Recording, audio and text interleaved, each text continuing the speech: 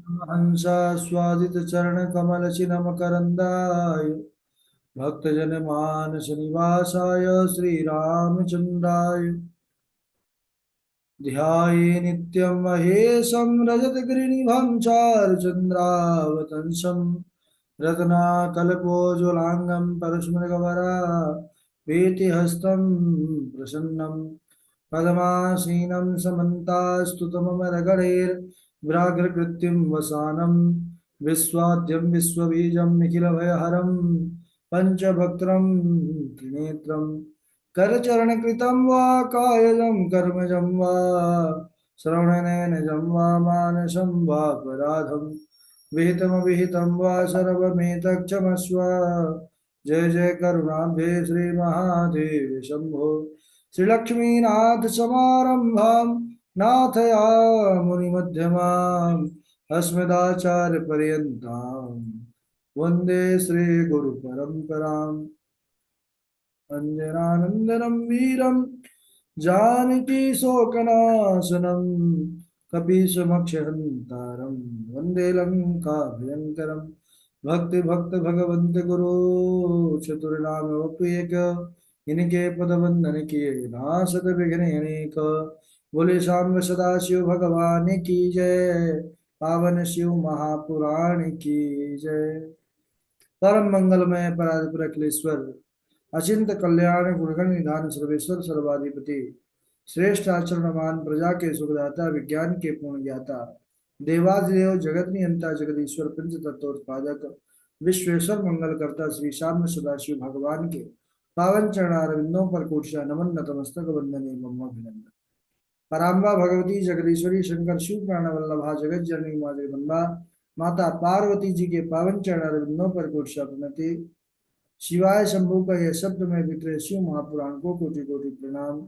समस्त भूतादिक सी राम में सब जग जानी करहु प्रणाम जोड़ दो। हम सबका यह परम सौभाग्य की पावन यह शिव पुराण पर प्रवेश करके इसके पावन कथानक की तैयारी कर रहे हैं। शिव पुराण बड़ा ही विलक्षण शास्त्र है जो स्वयं शिव द्वारा ही गाया गया है, वही शिव पुराण। और अभी हम सब ज्योतिर्लिंग की महिमा के विषय में श्रवण कर रहे हैं। पूर्व में चर्चा चल रही थी किस प्रकार रामेश्वर की स्थापना हुई, कैसे रामचंद्र भगवान जब लंका पर जाने के लिए समुद्र किनारे पर पहुंचे हैं उस समय उनको स्मरण आया कि अभी तक मैंने अपने स्वामी सदाशिव का अभिषेक पूजन नहीं किया है।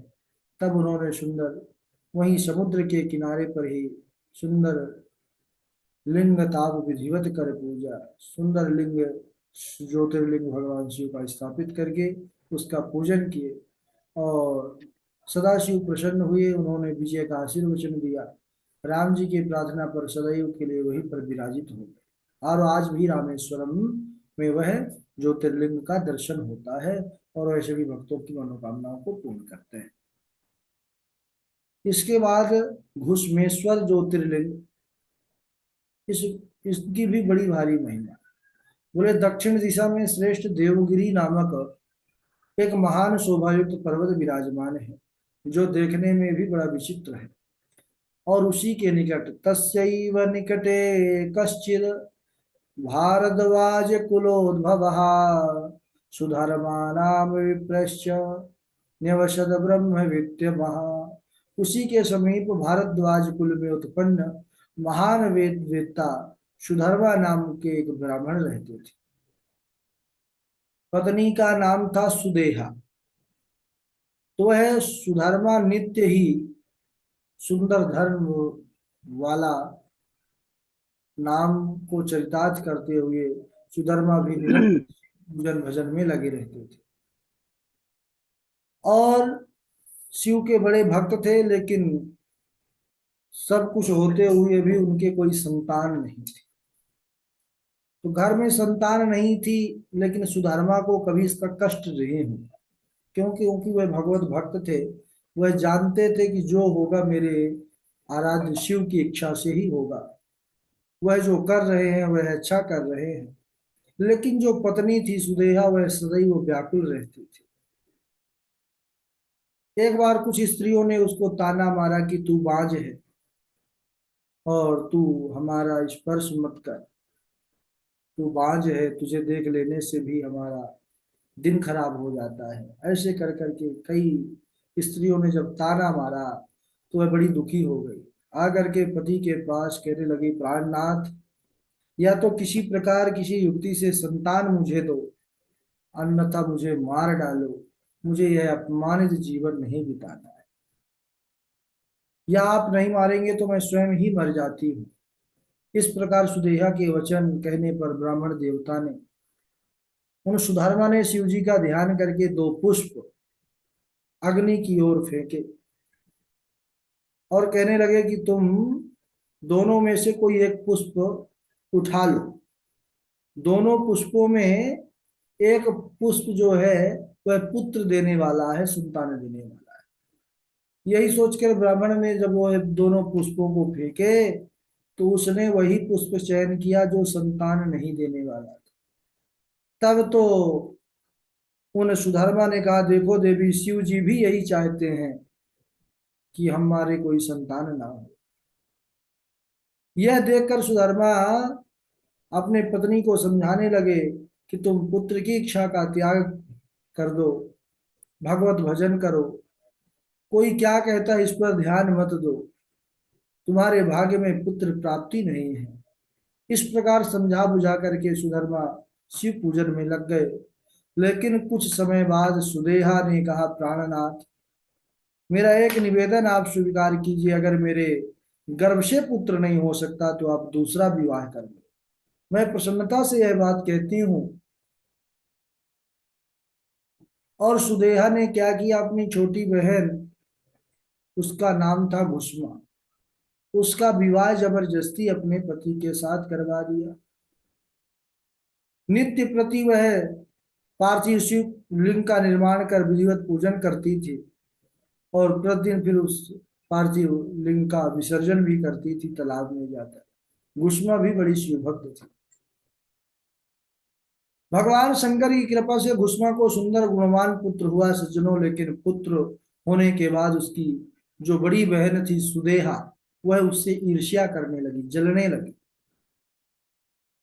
कुछ समय बाद वह ब्राह्मण बड़ा हुआ कुमार पुत्र, तो उसका भी विवाह कर दिया गया।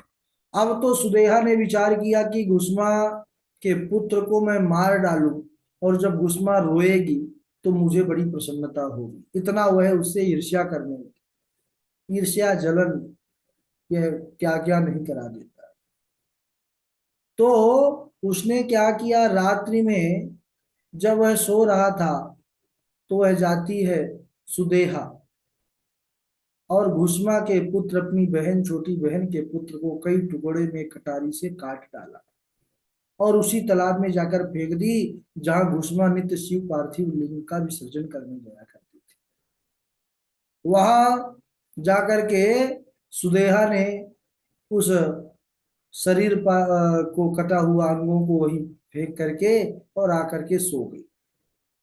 प्रातः काल हुआ तो भुष्मा जब अपने पुत्र को जगाने के लिए गई, पुत्र वधू सबसे पहले जाती है, देखती है कि कमरा पूरा खून से भरा हुआ है और काठ पर रुधिर एवं शरीर के कुछ टुकड़े उसने देखे तो उसको होश ना रहा और वह दहाड़ मार मार कर रोने लगी। पुत्र का मरण सुनकर के घुष्मा को भी पुत्र शोक हुआ, वह भी बड़ी उदास हुई। सुदेहा भी बनावटी रोने लगी, लेकिन घुष्मा को रोते देख करके वह अंदर ही अंदर बड़ी प्रसन्न हो रही थी। सुधर्मा शिव पूजन से निवृत्त हो वहां आए। उन्होंने यह कांड, यह दृश्य देख करके कहा, शोक ना करो, संताप करना व्यर्थ है। जिसने यह तुमको पुत्र प्रदान किया है वही इसका रक्षक है।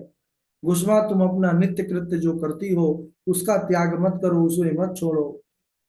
जब घुष्मा नित्य की तरह पार्थिव लिंग ले जाकर उस तालाब पर बहाने के लिए, विसर्जित करने के लिए गई, सज्जनों, लौटने लगी, भगवान शिव प्रसन्न हो गए कि देखो, पुत्र शोक के बाद भी है मेरी पूजा, मेरे प्रति लगन, मेरे प्रति आस्था नहीं छोड़ रही। तो भगवान की कृपा से उसका पुत्र जीवित हो उठा। वहीं तट पर खड़ा हुआ दिखाई दिया। लेकिन फिर भी सबसे पहले गुस्मा ने अपने शिव जी का जो पार्थिव लिंग है उसको विसर्जित किया है। वह पुत्र पास में आकर के बोला कि हे माँ, मातरे ही मिलस्यामि मृतो हम जीवितोऽधुना तव पुण्यम प्रभावधि कृपया शंकरस्य वै। कि हे माता आओ, मैं तुमसे मिलना चाहता हूँ। मैया मैं तो मर गया था, मृत्यु को प्राप्त हो गया था, लेकिन तुम्हारे पुण्य के प्रभाव से, तुम्हारे भक्ति के प्रभाव से मैं शंकर जी की कृपा से आज पुनः मुझे ये नया शरीर प्राप्त हो गया, मैं जीवित हो गया मैया। वह गुस्मा अपने पुत्र को जीवित देख करके वैसे ही प्रसन्न नहीं हुई जैसे कि उसके मरने पर दुखी नहीं हुई थी, किंतु यथावत शिव जी का ध्यान में तत्पर रही। उसी समय परम भक्ति में प्रसन्न होकर ज्योति स्वरूप शिव जी वहीं पर प्रत्यक्ष प्रकट हो गए। बोलिए सदा शिव भगवान की जय। और बोले कि हे गुस्मे, मैं तुम्हारी भक्ति से बड़ा प्रसन्न हूँ, वरदान मांगो, जो आज तुम मांगोगी मैं तुमको दूंगा। और तुम्हारे पुत्र को तुम्हारी बहन ने मारा है, सुदेहा ने, बड़ी बहन ने, उसे मैं अभी भस्म किए देता हूं अगर तुम कहो तो। तब घुष्मा ने हाथ जोड़ करके कहा, प्रभु अगर आप मुझ पर प्रसन्न हैं तो मेरी बहन के अपराधों को आप क्षमा कर दीजिए, धन्य है। यह है भक्त का हृदय। दर्शन कीजिए उस झांकी का कि जिसने उसके पुत्र को मरवाया, आज उसके ही अपराधों को क्षमा याचना कर रही है। यह भाव सुनकर भोलेनाथ बड़े प्रसन्न हुए सज्जनों, और बोले, हे घुष्मे, अब मैं यहाँ तुम्हारे नाम से प्रसिद्ध होकर सदैव यहीं पर विराजित रहूंगा और सभी के मनोरथ को हमेशा पूर्ण करता रहूंगा। तब से वह सदाशिव वहीं पर ज्योतिर्लिंग पर वह घुष्मा के नाम से ही प्रसिद्ध हुए, इसीलिए उसका नाम हुआ घुष्मेश्वर। घुष्मा के जो ईश्वर हैं वह घुष्मेश्वर है, और सदैव के लिए वहीं पर विराजित हो गए। बोलिए घुष्मेश्वर महादेव की जय, सदाशिव भगवान की जय। इसके बाद भगवान सदाशिव किस प्रकार भगवान विष्णु को चक्र सुदर्शन प्रदान करते हैं उसका आख्यान है, लेकिन आज यहीं तक। बोलिए सदाशिव भगवान की जय। अगले दिवस हम फिर चर्चा करेंगे, क्योंकि आज 2-3 दिनों के बाद, 4 दिनों के बाद कक्षा हो रही है। चलिए, जुड़े भी कम लोग हैं। ठीक है, बारी बारी से श्लोक सुना दीजिए, उसके बाद हम आगे चर्चा करते हैं। सबसे पहले हमारे डॉक्टर साहब हैं, डॉक्टर साहब के बाद स्वामी विवेकानंद जी हैं, उनके बाद गगन जी हैं, भावनी जी हैं। चलिए प्रारंभ करिए। राधे राधे गुरु जी। आदौ यदेश शिवनाम नारी प्रमादतो बाप्य सती जगाद तेने भूये सुकृतेन विप्रा महाबलस्थानम बाप्य दिव्यम। राधे राधे गुरु जी। हाँ राजा, राधे राधे आचार्य जी स्वामी जी। ईचम शिवलिंगम तो मिश्रा श्रीवरतीर्थके ददीचेन मुनीशेन सुप्रीत्या च प्रतिष्ठितम् अमावास्यादिने शम्भो स्वयं गच्छति तत्र पूर्णिमासी दिने तत्र पार्वती गच्छति ध्रुवम् गर्ता तत्तत् सुपत्नम् सुपद्म सुसमुत्पन्न शिवो विकटरूपधृक् महाकाल इति ख्यातो दुष्टहन्ता सतां गति स तु चिन्तामणिकण्ठे बिभ्रद्राजा शिवाश्रय चन्द्रसेनोरराजाति देवमध्ये च भानुमान् तां पूजनाश्रयामास शित्वा लिङ्गं च दूरत प्रादुर्बभूव तेजस्वी हनुमान् वानरेश्वर अस्य वंशिष्ठो भावी अस्य वंचिष्टमो भावी नन्दो नाम महायशः प्राप्स्यते तत्र पुत्रत्वं कृष्णो नारायण स्वयं। राधे राधे आचार्य। ठीक है, पावनी सुनाइए। परशुराम जी हैं, गगन जी हैं। जी गुरु जी, राधे राधे।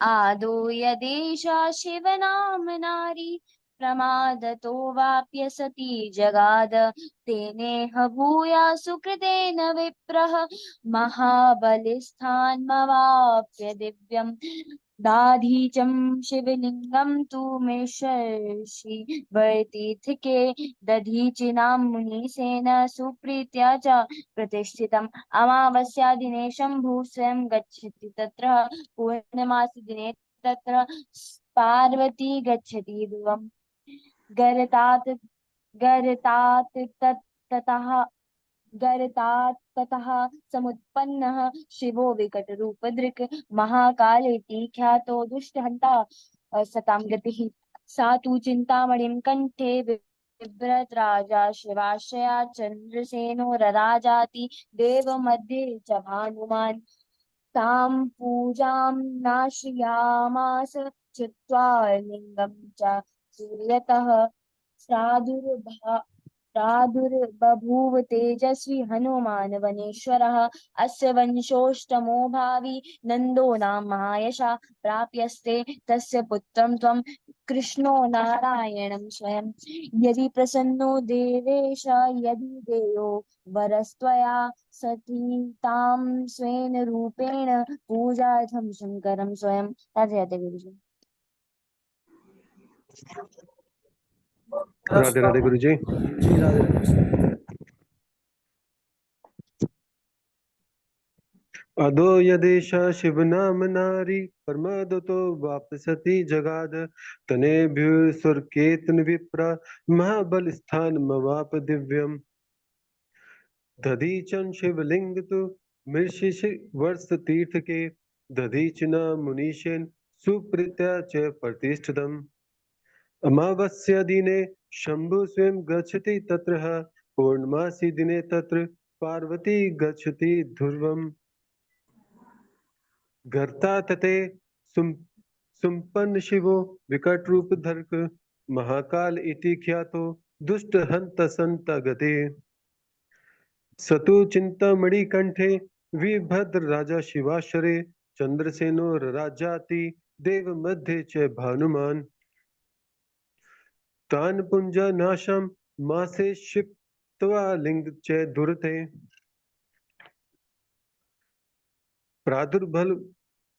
प्रादुर्भव तेजस्वी हनुमान